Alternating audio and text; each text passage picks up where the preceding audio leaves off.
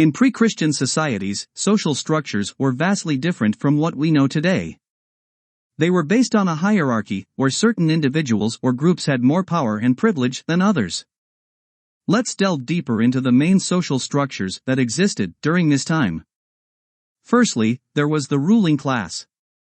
This group consisted of the king or queen, nobles, and other high-ranking officials. They were responsible for maintaining law and order, leading their armies, and making important decisions for the welfare of their people. The ruling class enjoyed many privileges such as owning vast tracts of land, having access to the best education, and leading a luxurious lifestyle. They were considered to be the elite of society and were highly respected and feared. Next, there were the commoners. This group comprised the majority of the population and included farmers, merchants, and craftsmen. They lived in small communities and were responsible for producing goods and services that were essential to the functioning of society. Commoners did not have much power and had to pay taxes to the ruling class.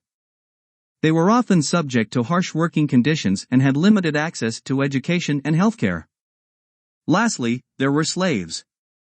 Slavery was a common practice in pre-Christian societies, and slaves were considered property rather than human beings.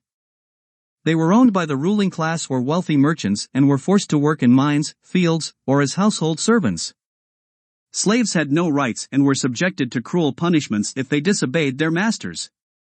It is important to note that social structures varied from society to society and changed over time.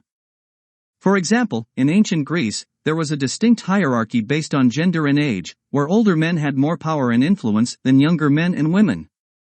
In contrast, in ancient Rome, women had more rights and freedoms than in other societies of that time.